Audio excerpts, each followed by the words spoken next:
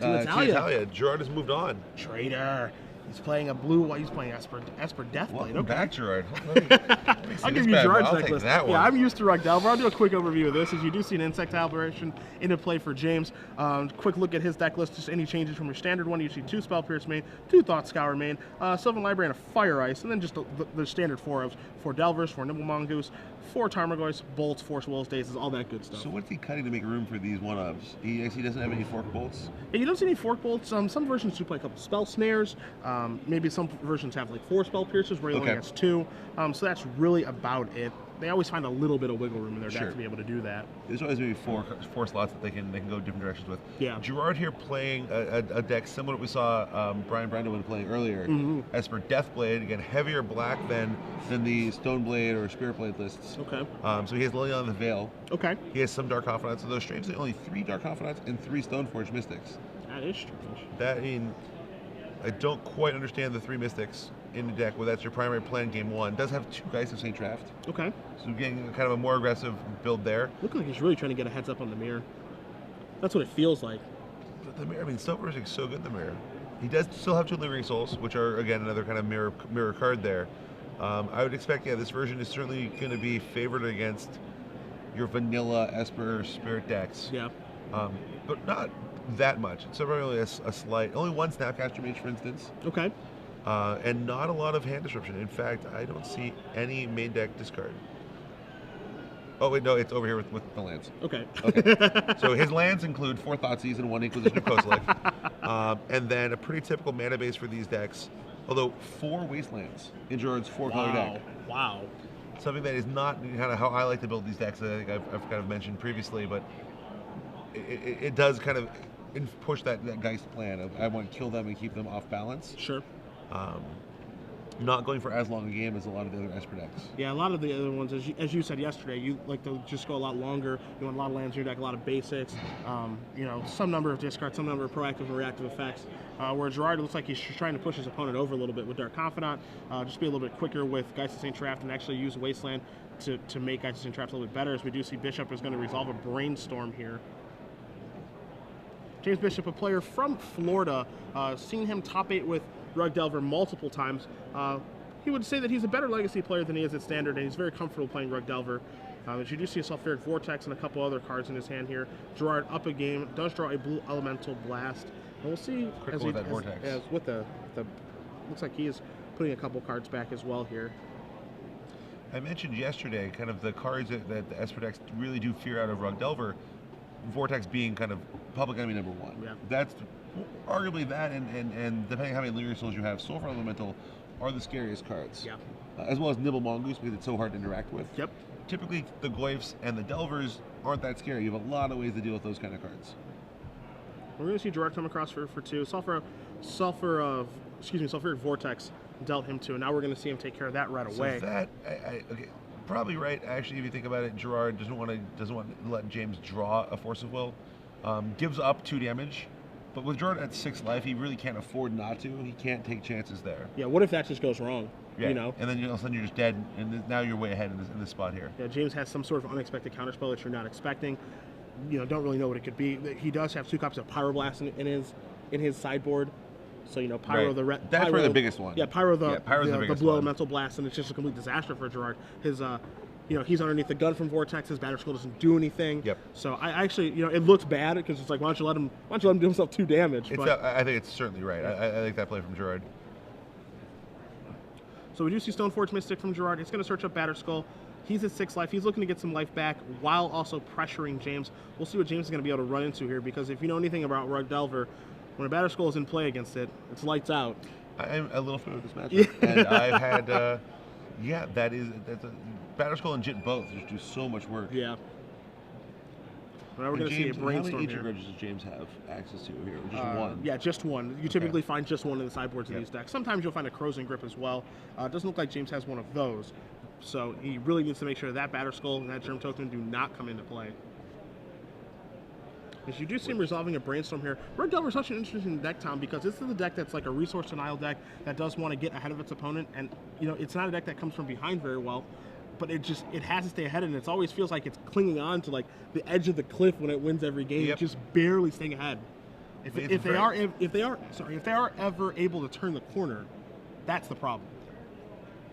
Yeah, and you've seen it. I mean, I played this matchup a considerable amount. Obviously, my list probably a little different than Gerard's, but it's the same kind of structural components, and it is really just a race to stabilize a little bit.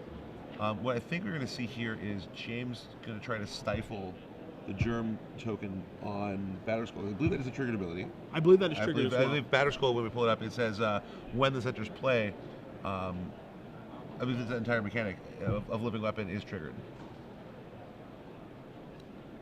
So we will bring Batter Skull up on the screen for you guys, so we can confirm that. Yep. So that's a trigger. So that's a fun little stifle target. And with Gerard stuck on 3 lands here, and one of those being a wasteland, he maybe might get tempted to pop off on something. Although James, equal amounts of his 2 colors, didn't bait that. Yep. Maybe he should have. Maybe James could have considered here trying to bait Gerard into using that wasteland to keep him on 2 lands. Sure.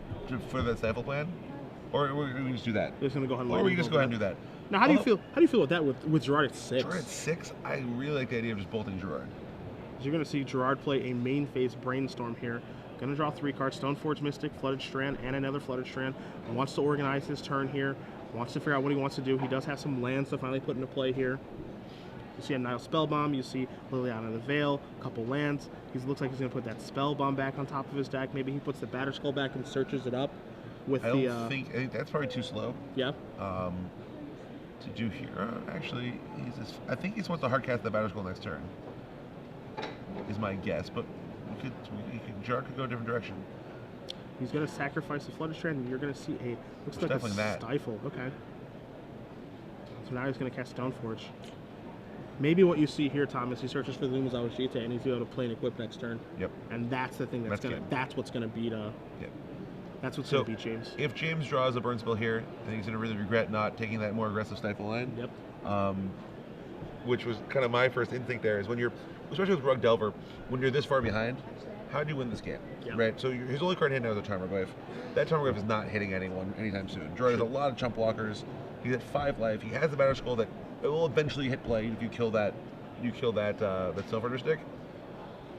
I don't think it's a reliable win plan to take the line he's taken here. I think it's optically it's more reassuring. It makes more sense. It's the more intuitive line. And I see a Silver Stick. I can kill it. I do. Yeah.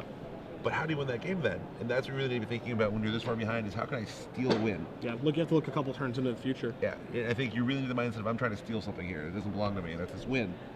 Because I'm this far behind against a deck that has more powerful cards. Now we're going to see Gerard sacrifice a Flooded Strand. He's going to search out an Underground Sea. You do know that Uma's Awashita is looming. You see a counterspell with Gerard's draw step for the turn. You see a Nile. I think he put that Spellbomb back with the Brainstorm. Yep. And you see a Batter Skull in his hand, so he's just going to pass the turn back. Interesting. Leave up counterspell. I like this line. It makes sense. We're just gonna chump the Goyf with our Snapcaster Mage and drop a Batter Skull into play. Sure. And leave him counterspell the entire time. So you're going to see Ponder. Gerard's going to let him resolve this. He's going to let him set things up, and if he does find something irrelevant, he'll just counter that. Yep. We're gonna go ahead and shuffle this one away, I imagine. Yep. That does not look pleased. Any merit to countering the Ponder there? You just let him find an actual real card and just counter Let him find the card. Okay.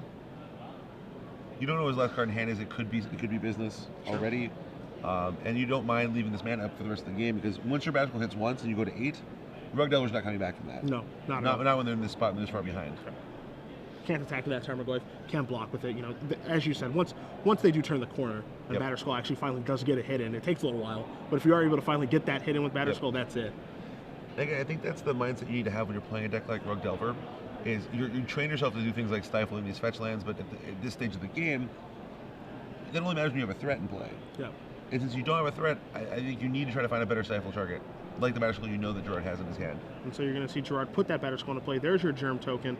Gerard is going to untap. He's going to draw a card. He could even, force in that Jite, equip it to the Batter Skull, do something like that. I don't think there's any reason for him to do that. It's just an option. So that's something we saw yesterday. I can't remember if you or Osip were with me when we were watching Zvi Malashwitz play the Stoneblade Mirror. Osip, we were with. Yeah, and one of the things Zvi did was he had a chance. He moved in on equipping one guy he played and equipped a sword. Okay. And his guy got Swords of Plowshare. Sure. Instead of that, he could have just played another threat or left more mana, taken a more versatile line. I think Gerard has a lot of experience in this format. He understands what's going on. Oh, as he does exactly the opposite of what I'm saying. No, sorry, that was end of turn. Yeah, So he did do what I thought he would do, which is play more flexibly, play more conservatively, did not attack the.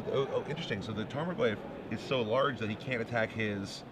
He could not have attacked there with his germ token. But now we're gonna go ahead and get it in, get those 2 tokens put onto the 2 counters put on, Yeah. and be able to kill that Goyf now in combat. So now he is happy to attack. And I know while you're doing your anecdote, the card that James did draw for his turn was Lightning Bolt. Yep.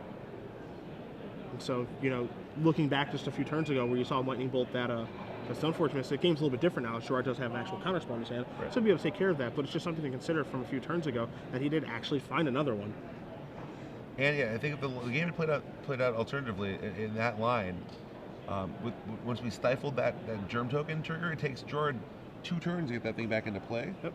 I'm not sure if it would have been in time, that lightning bolt, but Gerard also would be tapping out to do it. Mm-hmm. So we'd have a very different game state here where Gerard couldn't just sit back on this mana because he has to keep bouncing that Batter Skull and replaying it. Yeah. He did end up having a second Stoneforge Mystic, which would have accelerated his plan there. But we do see James. the Tarmogoyf Show battles another with. critical. We got to figure out how big that Tarmogoyf is because it is. Yeah, it's battling, and we do see it's a 6'7". 6'7". Okay. So you saw it battle with that germ token plus the Musashite. You're here wondering with how 2 big is lightning that bolts. thing, and you do see 2 lightning This is bolts. strange. Wow. Why not just bolt Gerard twice? If you figure if he has a counterspell anyway. Maybe he's trying to push through that. Oh, this is lethal. Push through the Goyf. This is lethal. Because if he kills the Stoneforge Mystic, he attacks with creatures. And then bolts him again. Well, the Musashite does have 2 counters. He can gain 4 Okay, life. oh, right. That card has a lot of abilities on it. A lot of text. A lot of text. For some reason, I thought he used the counters last turn to kill the Goyf, but obviously he did not. The Goyf is still in play. Speaking about last turn, one thing I think Gerard should have considered was putting the Jitte onto the Snapcaster Mage and throwing that away, and leaving the Batterskull token in play. Sure. Because now it's a cost of, I understand he can bounce it and replay it, but that takes a lot of mana. He's not going to be able to do that now. Gerard could actually lose this game. Yeah, those running lightning bolts has really changed a lot of this game. As now you see James is going to hold it that lightning bolt in his hand. It'll be interesting to see if maybe Gerard maybe wastelands the volcanic island before something happens. He's hoping that Gerard will equip the Batterskull and then bolt die. it. Yeah. Dig his own grave. Trying to set a huge trap here. Gerard basically is losing this game right now because It seemed like he was ahead. It seemed like he was pretty far ahead 2 turns ago. I think that Batterskull attack was premature to get the 2 tokens onto the Jitte. Okay. You don't want to throw that token away. It's just so mana intensive. And now we're going to see Deathrite Shaman. You're going to see him try to equip here on Stoneforge Mystic. Does he pull the trigger on Lightning Bolt here, Tom? All right, Yeah, he does. with 2 mana still up, Gerard can now re-equip, but if his Gerard's now stuck re-equipping and chumping that Goyf. Yep. So obviously a lot has happened last 2 turns. I wish I had a second or 2. I want to think through what other line Gerard could have taken here to possibly win this game. And I'm not, and just too much has happened. It's like, it's tough to kind of walk through the plays. Yeah, there's been a lot of back and forth. And yeah, in pretty quick action. I do think that, so instead of equipping the Jit and attacking his 4/4 Batterskull into the Goyf, potentially if he equipped the Snapcaster Mage and threw that into combat, get 2 counters, then next turn put on the Batterskull, and now you have an 8/8 Batterskull. Sure. Send that into combat. Sure. That's the line I that play. beats the Tarmogoyf. I think his line was a little greedy in that he was planning on bouncing and replaying the Batterskull. Sure. But it takes 5 mana. He's trying to hold up counterspell. He's doing too much there. And it's very easy. That plan gets disrupted by 1 lightning bolt out of James. Now this attack is interesting here because you see him come across with the Nimble Mongoose and you see him come across with the Tarmogoyf. Let's see the Nimble Mongoose gets blocked. Yeah, that's what I think is going to happen Yeah, here. the Nimble Mongoose gets blocked. Gerard gains 2 life. He goes to 7. And plus 2 and plus 2 is it yep. eats the Nimble Mongoose. Ends the turn at 1, and then we have a Tarmogoyf versus a Deathrite Shaman with 2 Jitte counters. And then we again. equip the Batterskull onto the Deathrite Shaman Yeah. and move in, which So I think what George's forced to do. I don't like the attack here with the Nimble Mongoose. Also, now if George has a Black Mana Source, he gets to play Liliana Liliana. Edicts the Tarmogoyf. Gerard back in this game. So now, is he going to double pump here? She's going to. It looks like Double pump does he's nothing. going to Gain gain 2. a life. Yeah, He's not going to die. So now the Nimble Mongoose is going to die. Gerard's going to go down to 1, and James doesn't have a follow up and pass. So He's a Black Mana Source away from I think I don't. being decisively ahead. Well, I'm not sure that. Yeah, as you're going to see the equip, but as we thought we would, I'm not sure he even needs a Black Mana Source here because I don't understand the attack with the Nimble Mongoose. That He throws attack was it not away. good. Gerard ends up at 1 life. 1 is not 0, and now I can't imagine coming back from this. Yeah, especially now because Gerard gets the pump and gain extra life, so he gets to do both abilities on Jitte at once. Yeah. Because of the lifelink from the Batterskull. Yep. Wow, this turned back very quickly. Now, he does want to balance the number of counters so he can pump defensively and fight that Tarmogoyf. But I think that the attack with the Nimble Mongoose there by James was a bit of a misstep.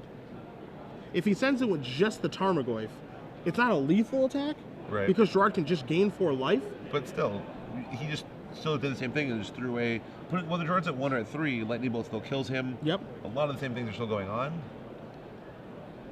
So you're going to see Bishop sacrifice the Scalding Tarn on his end step. See what he's going to try to draw here. As Gerard's life total is much higher than that. We'll get it updated for you guys from our spotter in just a moment here. I think he's up to 9 now, but we'll So get he would have confirmation. gained 4 or 5. He gained 7 that Yep, turn. so he goes up to 8. And now we see Force Will not going to do it. Gerard should take this game down. So amazing back and forth here. Really quickly shows. Yep. Gerard also, played very well in not taking the greedy play. The obviously greedy play of James just used the bolt and I countered it. Let me just equip my Stoneforge Mystic with this Batter Skull and hit you. Yeah. Took the more reserved line, which saved the game of let's just play my Death Ring Shaman, put a Jitte on my Mystic, Yep. and pass the turn. So we do see Gerard Fabiano does win 2 games to 0. Esper Deathblade does defeat James Bishop, playing Rug Delver.